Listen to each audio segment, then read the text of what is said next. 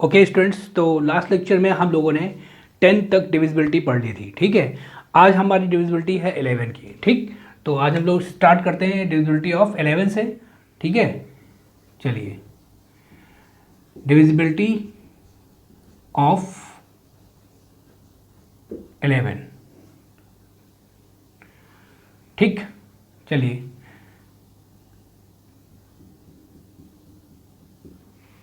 Divisibility of 11 क्या होती है? A number is divisible by 11. A number is divisible by 11 if the difference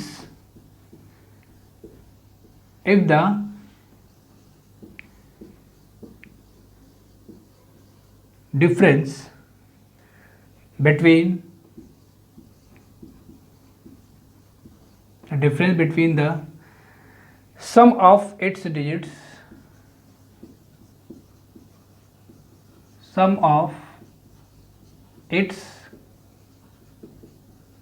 digits at odd places and the sum of its digits at even places. At even places.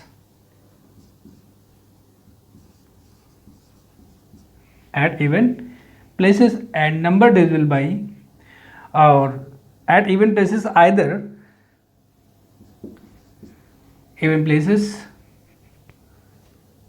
is either 0 or a multiple of 11 or a multiple of 11। Multiple of 11 का मतलब वो संख्या जो 11 से divisible होगी। ठीक है,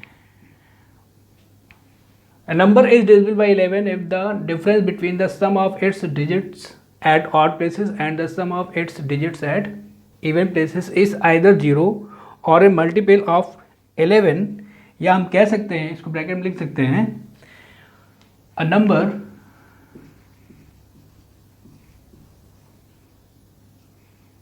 divisible by 11।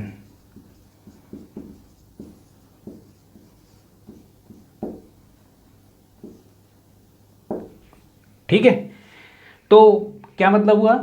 कोई संख्या 11 से कब डिविजिबल होगी? 11 से तब डिविजिबल होगी यदि उस संख्या के ऑड प्लेसेस में आने वाले डिजिट का सम कर लिया जाए और इवन प्लेसेस में आने वाले डिजिट का सम कर लिया जाए और फिर दोनों का डिफरेंस ले लिया जाए। ठीक है, तो या तो 0 आ जाए या एक ऐसी संख्या आ जाए जो 11 से डिविजिबल होगी। ठीक है, तो वो संख्या फिर 11 से डिविजिबल होगी। जैसे एग्जाम्पल में आते हैं हम लोग, एग्जाम्पल हम लोग लेते हैं 2 3 4 1 5 7। ठीक है, इनके डिजिट्स की हम पोजीशन लिख लेते हैं। ये जैसे फर्स्ट पोजीशन है, ये सेकंड पोजीशन, ये थर्ड पोजीशन, ये फोर्थ पोजीशन, ये फिफ्थ पोजीशन, ये सिक्स पोजीशन, ये पोजीशंस हैं। ठीक है, मतलब ये प्लेसेस हैं। तो यहाँ पे ऑड प्लेसेस क्या हुए? 1 3 5 और इवन प्लेसेस क्या हो गए? 2 4 6। ठीक है, तो ऑड प्लेसेस में आने वाले डिजिट्स का हम सम कर लेते हैं। ऑड प्लेसेस में आने वाले डिजिट कौन कौन से हैं? 1 3 5 वाले, 2 4 एंड 5, इनका हम सम कर लेते हैं। ठीक है, डिफरेंस इवन प्लेसेस में आने वाले डिजिट्स कौन से हैं? ये 2 4 6 के स्थान पे कौन से आ रहे हैं? 3 1 एंड 7, तो इनका हम सम कर लेते हैं। ठीक है, तो ये आपका आ जाएगा 4 2 6 प्लस 5 11, डिफरेंस 3 1 4 4 प्लस 7 11, तो ये आपका आ गया 0। ठीक है, इक्वल टू 0। तो देखिए 0 आ रहा है, या 0 आता या फिर 11 से डिविजिबल संख्या जैसे 11 या 22 11, 22, 33 ये संख्याएं भी अगर आ सकती थी तो हम कह सकते थे कि ये जो संख्या है वो 11 से डिविजिबल होगी, क्योंकि यहाँ पे डिफरेंस आपका 0 आ रहा है। ठीक है, okay, then that implies 2, 3, 4, 1, 5, 7 is divisible by 11। ठीक है, अब चाहे तो भाग भी कर सकते हैं, डिवाइड कर सकते हैं। चलिए दिखाते हैं हम लोग। 11 का डिवाइड करते हैं हम 2, 3, 4, 1, 5, 7 में। 2, 3, 4, 1, 5, 7। 11 2 जा 22, 1 4, 11 1 जा 11, 3। ठीक है, फिर ये 1 आएगा। 11 2 जा 24, 22, तो यहाँ पे आपका आ जाएगा 9। फिर ये आपका आ जाएगा यहाँ पे 5। 11 8 जा 88, यहाँ पे आएगा 7 और ये 7 यहाँ पे रखेंगे। 11 7 जा 77। ठीक है, देखिए यहाँ रिमाइंडर 0 आ रहा है और क्वोशंट इंटीजर आ रहा है, इसका मतलब ये संख्या 11 से पूरी तरह डिविजिबल है। ठीक, तो ये इसकी डिविजिबिलिटी, टेस्ट ऑफ डिविजिबिलिटी है 11 की। A number is divisibility by 11 if the difference between the sum of its digits at odd places and the sum of its digits at even places is either 0 or a multiple of 11, जो कि multiple of 11 को हम कह सकते हैं a number divisible by 11। ठीक है, चलिए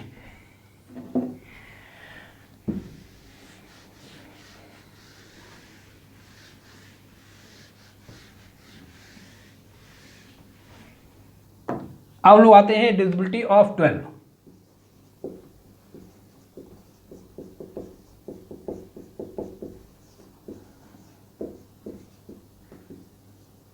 डिविजिबिलिटी ऑफ 12। ठीक है, तो डिविजिबिलिटी ऑफ 12 क्या है? A number is divisible, a number is divisible by 12 when the number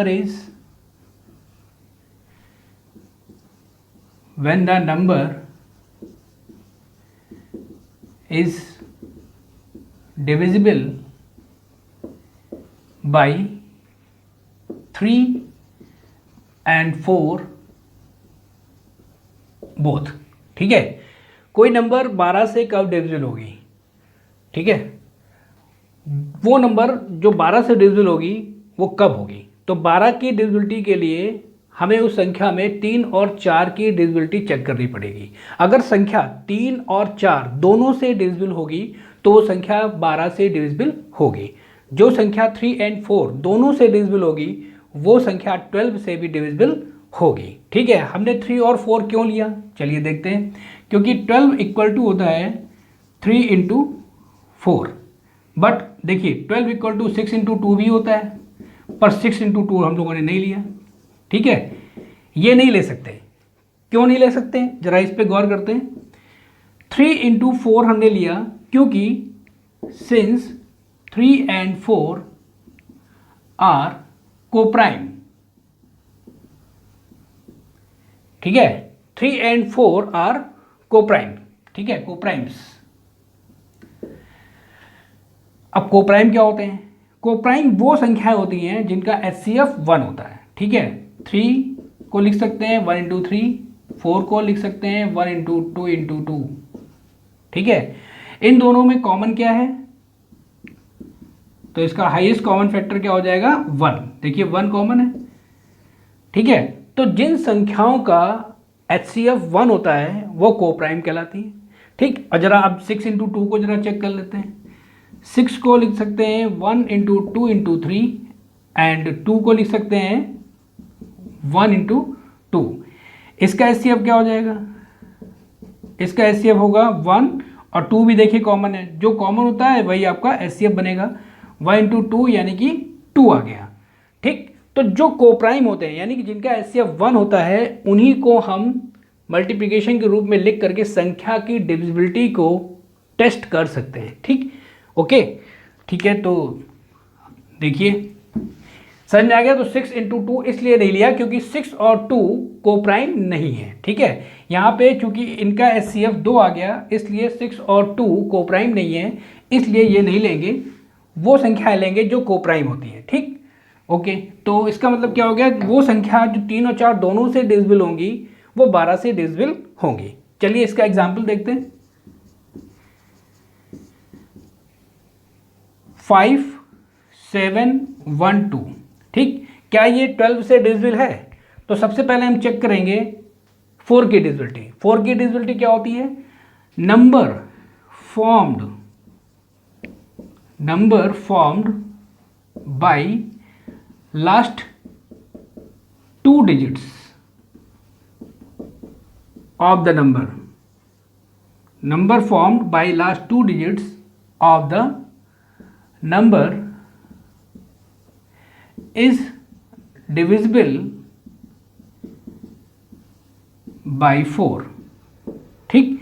अगर लास्ट की 2 डिजिट से बनी हुई संख्या, यहाँ पे 5 7 1 2 में लास्ट की 2 डिजिट क्या है? 1 और 2। 1 और 2 से संख्या क्या बनी आपकी? 12, ठीक। तो 12 ये is divisible by 4, divisible by 4।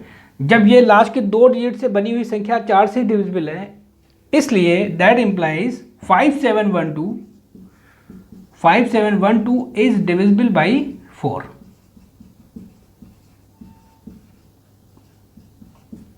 ठीक।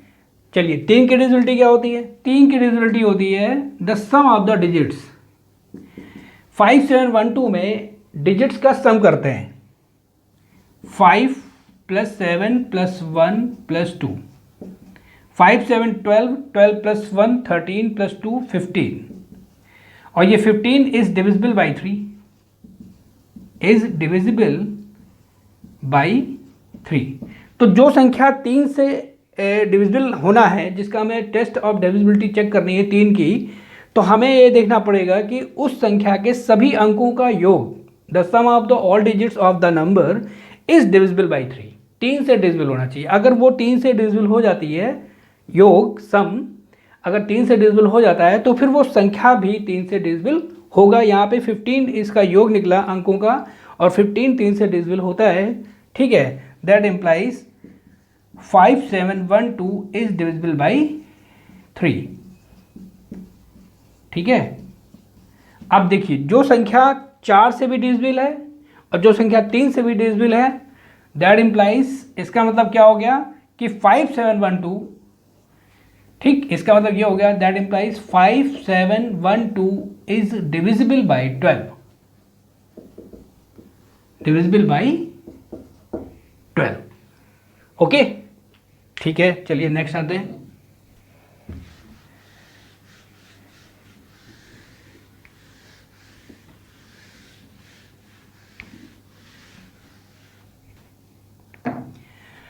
Divisibility of 13।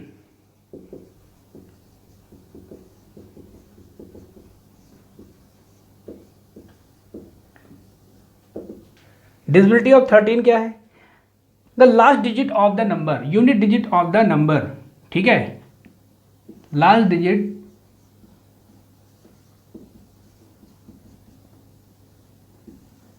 Of the number into 4 और प्लस रिमेन्स, बची हुई संख्या को योग दे देते हैं, ठीक है। Equal to multiple of 13, equal to multiple of 13। Multiple of 13 मतलब द नंबर डिविजिबल बाई 13 अगर आती है, यहां पर मल्टीपल ऑफ 13 अगर आता है तो दी गई संख्या 13 से डिविजिबल होगी, ठीक है। चलिए इसका भी एग्जाम्पल हम लोग चेक कर लेते हैं।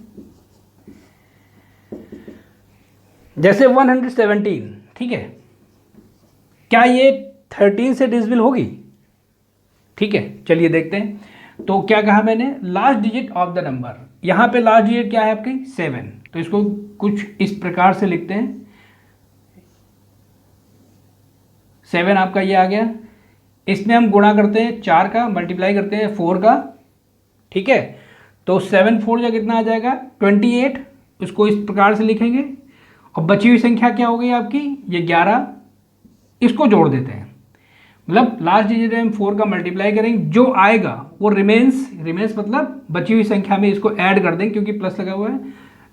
8 + 1 9 और 2 + 1 3। ये 39 जो है वो मल्टीपल ऑफ 13 है, यानी ये संख्या जो है 13 से डिविजिबल हो जाती है। अगर ये 13 से डिविजिबल हो जाती है, इसका मतलब क्योंकि 39 13 से डिविजिबल है, इसलिए 117, ये जो 39 है इज डिविजिबल बाई 13,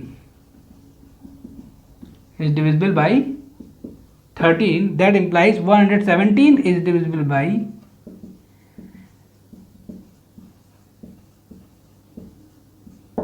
13। ठीक है, ठीक है, तो आ गया समझ में। तो आज के लिए हम लोग इतना ही रखते हैं, नेक्स्ट डिविजिबिलिटी हम लोग नेक्स्ट लेक्चर में और पढ़ेंगे। ओके।